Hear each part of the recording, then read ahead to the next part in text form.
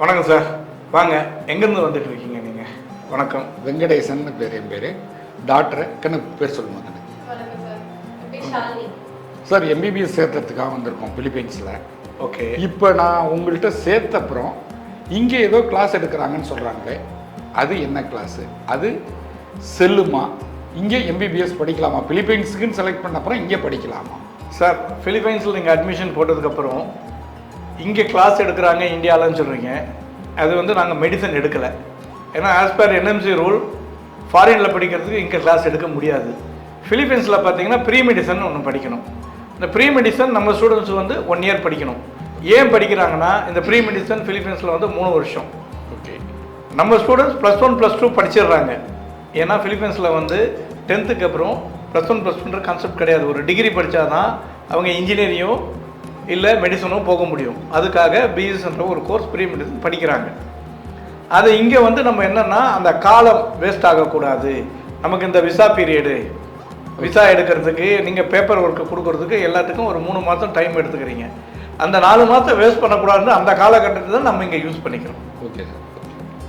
புரியுதுங்களா? யார் சொன்னாலும் மெடிசன் எடுக்கிறாங்கன்றதை நம்பாதீங்க.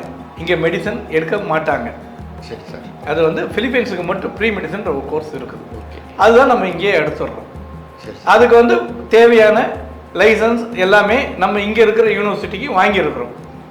இந்த ப்ரீ மெடிசனை நீங்கள் படிச்சீங்கன்னா யூஎஸில் போய் கூட எம்டி படிக்கலாம்.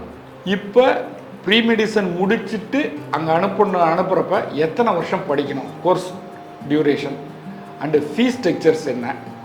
ஃபீஸ் ஸ்ட்ரக்சர்ஸ் எவரி இயர் மாற்றுவீங்களா? அண்டு பொன் குழந்தை அனுப்புறதுனால சேஃப்டி எப்படி? இந்த ப்ரீ மெடிசன் முடித்ததுக்கப்புறம் நம்ம வந்து அங்கே டிசம்பருக்கு கிளம்புவோம் சார். டிசம்பர் மந்த்து போனோம்னா ஜனவரியில் உங்களுக்கு எம்டி ஜாயின் பண்ணிவிடுவோம். எம்டியிலிருந்து நீங்கள் எவ்வளோ வருஷம் படிப்பீங்கன்னா 54 மாதம் எம்டி படிப்பீங்க. அதாவது 4.5 வருஷம் இந்தியாவில் படிக்கிற மாதிரியே 1 year internship, same college, same யூனிவர்சிட்டியில் படிக்கணும். இது வந்து என்எம்சி கைட்லைன். ஓகே. 18/11/21 என்எம்சி ஒரு கைட்லைன் கொடுத்தது. அது மாதிரி எந்த கண்ட்ரியில் போனாலும் நம்ம வந்து 54 மாதம் படிக்கணும், 12 மாதம் இன்டர்ன்ஷிப் பண்ணணும், சேம் காலேஜ் சேம் யூனிவர்சிட்டியில் பண்ணணும். நிறைய பேர் என்ன கேட்குறீங்கன்னா, என்எம்சி அப்ரூவ்டான்னு கேட்குறீங்க. அடுத்த கண்ட்ரிக்கு எப்படி சார் இந்தியன் என்எம்சி வந்து உங்களுக்கு அப்ரூவ் கொடுக்கும்? கைட்லைன் தான் கொடுக்கும். இதை தெரியாமல் நிறைய பேர் என்எம்சி அப்ரூவ்டு காலேஜ்னு போடுறாங்க. என்எம்சி கைட்லைன் கொடுக்கும். இந்த கைட்லைன் பிரகாரம் நடத்துகிற காலேஜுக்கு படிச்சுட்டு வந்தால் அவங்க எஃப்எம்ஜி கிளியர் பண்ணதுக்கப்புறம் ரிஜிஸ்டர் பண்ணி கொடுக்குறாங்க. சார், நீங்கள் நான் கேட்டதில் ஒன்று மறந்துட்டீங்கன்னு நினைக்கிறேன். ஃபீஸ் ஸ்ட்ரக்சர், அப்புறம் பொன் குழந்தைங்களோட பாதுகாப்பு, அது ரெண்டும் நான் கேட்டேன். இதே ஃபீஸ் இருக்குமா இல்லை வருஷம் மாற்றுவீங்களா? ஃபீஸ் ஸ்ட்ரக்சர் எதுவும் மாறாது சார். ஏன் மாறாதுன்னா, உங்களுக்கு நாங்கள் இன்றைக்கி டே 1ல் என்ன சொல்கிறோமோ இதே ஃபீஸ் தான் அடுத்த 5 வருஷத்துக்கும் யூனிவர்சிட்டிக்கு நீங்கள் பே பண்ணணும். நோ ஹிடன் சார்ஜஸ், எல்லாமே ரைட்டிங்கில் கொடுத்துடுவோம். அக்ரிமெண்ட் போட்டு சைன் பண்ணிட்டு தான் நீங்கள் அங்கே போகணும். அதே மாதிரி பாப்பா பொன் குழந்தையாக இருக்கிறதால யோசனை பண்ணுறீங்க, நீங்கள் கூகுளில் போய் சர்ச் பண்ணி பார்க்கலாம். டாவோ சிட்டி எவ்வளோ சேஃப்டியான சிட்டின்றதை நீங்கள் பார்க்கலாம். நைட்டு 12 மணிக்கு நம்ம பெண் குழந்தைகள் இன்டர்ன்ஷிப் முடிச்சுட்டு தனியாக டேக்ஸில் போகலாம். ஏன்னா அந்த நாட்டுடைய சட்டம் அந்த மாதிரி இருக்குது. அதனால் அதை பற்றி நீங்கள் கவலைப்பட வேண்டியதில்லை. இது உங்களுக்கு ஒரு டவுட்டாக இருந்ததுன்னா நீங்கள் ஒரு வாட்டி நேரில் போயிட்டு கூட வரலாம். ஏன்னா நம்ம ஒரு 35 லட்ச ரூபா செலவு பண்ண போகிறோம். அதுக்கு முன்னாடி நீங்கள் ஒரு 50,000 செலவு பண்ணிவிட்டு சொன்னீங்கன்னா உங்களை நான் அனுப்பிச்சி வைக்கிறேன், போய் பார்த்துட்டு வரலாம். காலேஜை பார்க்கலாம், ஹாஸ்டலை பார்க்கலாம், நம்மளுடைய ஃபெசிலிட்டி எப்படி இருக்குன்றது பார்க்கலாம்.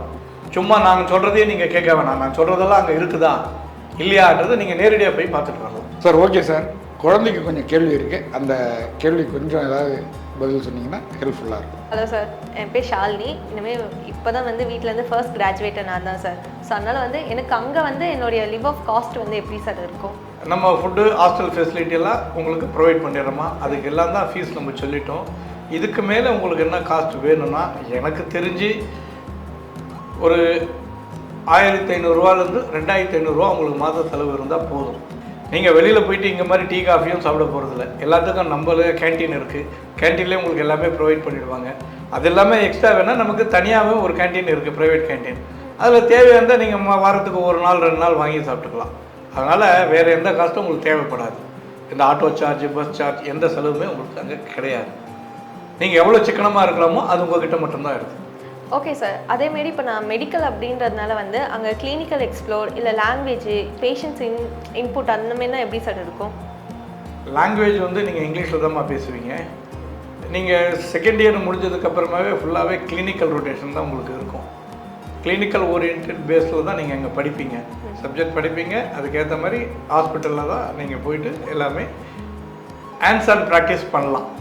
சில கண்ட்ரியில் நீங்கள் தொட்டு பேஷண்ட்டை தொட்டு ட்ரீட்மெண்ட் பண்ண முடியாது, ஆனால் ஃபிலிப்பைன்ஸில் தொட்டு பண்ணுறதுக்கு அலோவ் பண்ணுறாங்க.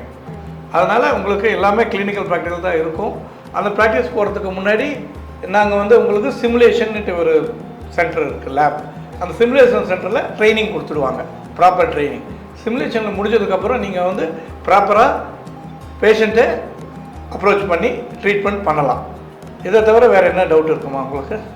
ஆக்சுவலி எம்பிபிஎஸ் படிக்கலாம் அப்படின்ட்டு முடிவு பண்ணும்போதே ஆன்லைனில் நிறைய இதுவெல்லாம் பார்த்தேன் சார். அதில் நிறைய ஃபேக் ஏஜென்சி அட்மிஷன் ப்ராசஸ் அப்படின்ட்டு ஸ்கேம் பண்ணுறவங்க நிறைய பேர் இருக்காங்க சார்.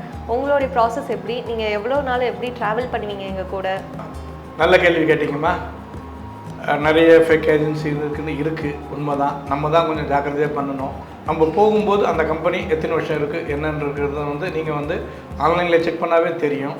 அதுவும் நாங்கள் வந்து ப்ரைவேட் லிமிடெட் கம்பெனி வச்சுருக்கேன். ப்ரைவேட் லிமிடெட் கம்பெனி ஒரு நேமில் இந்தியாவில் ஒன்று தான் இருக்க முடியும். நீங்கள் ஆன்லைன்லேயே செக் பண்ணிக்கலாம் இந்த கம்பெனி, இந்த ப்ரைவேட் லிமிடெட் கம்பெனி எத்தனை வருஷமாக இருக்குது, என்ன சர்வீஸ் பண்ணுறாங்கன்னு. அதுவும் இல்லாமல் நானும் ஒரு பேரண்ட்டு, என் பையனையும் டாக்டராக முடித்து ஃபிலிப்பைன்ஸில் முடிச்சுட்டு இன்றைக்கி டாக்டராக இருக்கார். அதுவும் இல்லாமல் நிறைய பேரண்ட்டுடைய டீட்டெயில்ஸ் உங்களுக்கு கொடுக்குறேன், ரெஃபரன்ஸ் தர, நீங்கள் பேசி நீங்கள் செக் பண்ணிக்கோங்க. அடுத்தது இங்கேருந்து நீங்கள் ஃபிலிப்பைன்ஸில் உங்களுக்கு ஸ்டூடெண்ட்டுடைய நம்பரும் தரேன். வீடியோ காலில் பார்த்து அங்கே ஹாஸ்டல் எப்படி இருக்குது, ஃபுட்டு எப்படி இருக்குது, ஸ்டடீஸ் எப்படி இருக்குது, சேஃப்டி எப்படி இருக்குது, இதெல்லாம் நீங்கள் உங்கள் ஸ்டூடெண்ட்டுக்கிட்டேயே கேட்டு தெரிஞ்சுக்கலாம். வேறு ஏதாவது டவுட் இருக்காமா? இல்லை சார், எல்லா டவுட்டும் கிளியர் ஆயிடுச்சு சார். Thank you sir. ஓகேம்மா, தேங்க்யூ, நன்றி. எந்த டவுட்டாக இருந்தாலும் கேளுங்க, சொல்கிறேன், எப்போனாலும் கால் பண்ணுங்கள். Thank you sir. ஓகே.